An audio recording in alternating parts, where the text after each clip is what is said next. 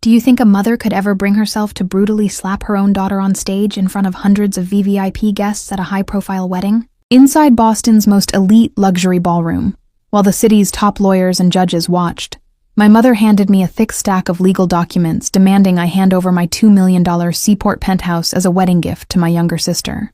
When I firmly said no, her hand connected with my face so hard that my gold earring detached and went flying across the polished marble floor. The entire room froze, fully expecting me to burst into tears, apologize, and surrender to her demands just like I always had in the past. Instead, I calmly knelt down, picked up my earring, wiped away the dust, and walked out of the ballroom without shedding a single tear to make one life-altering phone call. Exactly 1 hour later, a formidable woman walked straight into that high society reception. A woman my mother had spent years telling everyone was mentally incapacitated and hidden away, and she arrived with a prominent lawyer and undeniable proof of my mother's dark financial crimes.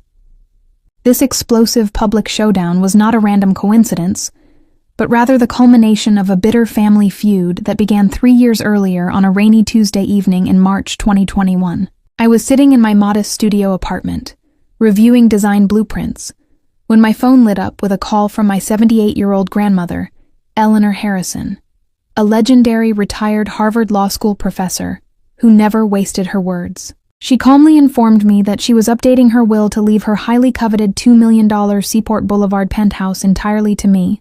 When I asked her in utter disbelief why she was bypassing the rest of the family to give me such a massive inheritance, she simply replied that for the last 10 years, I was the only one who consistently visited her every Sunday while my mother and sister never showed up. She warned me that her longtime attorney, Marcus Webb, was finalizing the paperwork, but explicitly added that my fiercely controlling mother, Victoria Harrison, would be absolutely furious once she discovered the truth.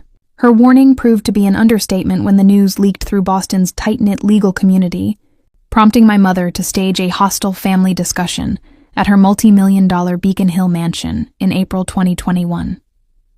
Walking into that living room felt like stepping into a cold courtroom tribunal, with my attorney father Richard perched in his leather armchair, my mother Victoria wearing a venomous smile on the sofa, and my spoiled younger sister Madison posing dramatically like a wounded victim.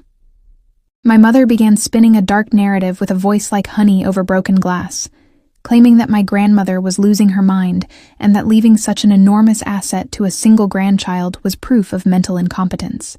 My father used his carefully cultivated legal voice to pressure me into rejecting the inheritance or selling the penthouse to split the proceeds equally, but I stood my ground and flatly refused to validate their greedy demands.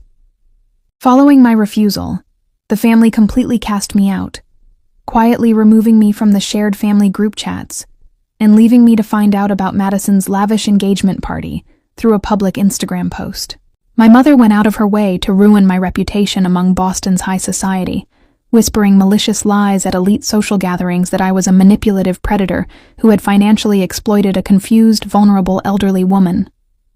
While my family painted me as a criminal to damage my interior design business, my grandmother quietly moved into a luxury senior living facility in Wellesley, where the staggering monthly cost was $12,000. Whenever I visited her on Sundays, I noticed a subtle flicker of fear in her eyes, but it wasn't until December 2023, when I received a lavish invitation to Madison's black tie wedding at the Fairmont Copley Plaza, that the real trap was set.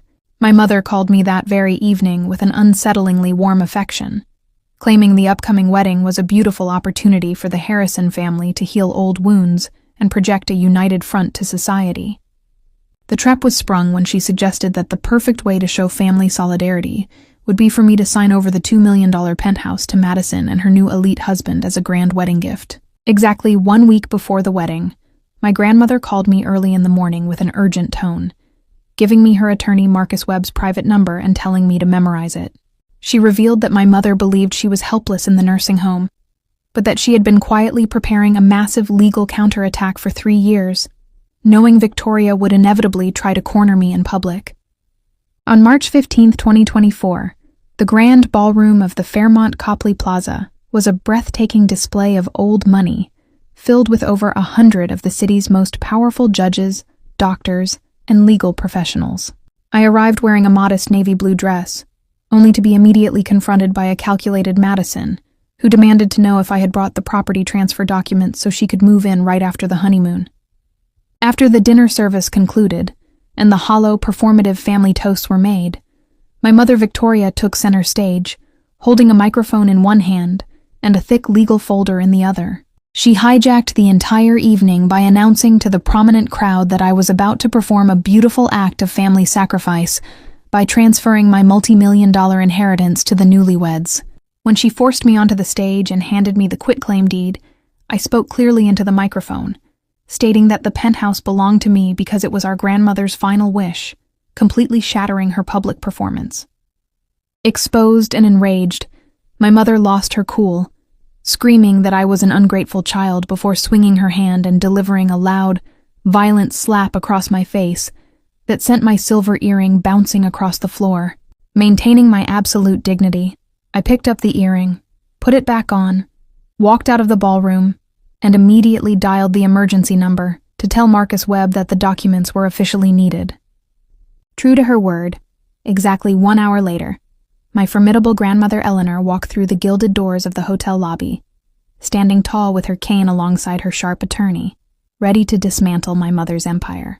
As we marched back into the chaotic ballroom, my mother's face turned completely pale as Eleanor took the microphone to firmly announce to the elite crowd that she was of perfectly sound mind and that her will was legally binding. Marcus Webb then pulled out highly classified financial records showing that in 2020, my mother had forged my grandmother's signature to illegally sell a Cape Cod estate for $875,000 while Eleanor was bedridden in the hospital. The attorney presented a definitive forensic handwriting analysis report, proving a 98.7% probability of forgery, completely exposing my mother's criminal actions to the entire Boston legal establishment. In a desperate bid to save his own career, my father immediately turned on his wife, publicly claiming he had no knowledge of the fraud, causing their 35-year marriage to disintegrate right there on the ballroom floor. The high society wedding descended into absolute ruin as Madison's new in-laws, terrified of the impending criminal scandal, began demanding answers, while my mother collapsed into a fit of hysterical screaming. As my grandmother and I walked away from the wreckage, she gently reminded me that speaking the brutal truth is never an act of cruelty, but rather the only path to achieving absolute clarity and freedom. The fallout from that night was swift and devastating. My mother was subjected to intensive interrogation by the district attorney's office, stripped of her elite charity titles, and abandoned by her social circle. My father isolated himself at a luxury hotel to protect his career. Madison's marriage faced immediate strain, and my own interior design business began booming as powerful clients respected the immense dignity I displayed under pressure. Now, months after the high-profile scandal, I sit peacefully on the balcony of my penthouse watching the sunset over Boston Harbor, with my grandmother sitting happily by my side every single Sunday. I have cut out the toxic members of my paravar, started intensive therapy to heal from a lifetime of emotional manipulation, and met an amazing man named Ben, who truly values me for who I am.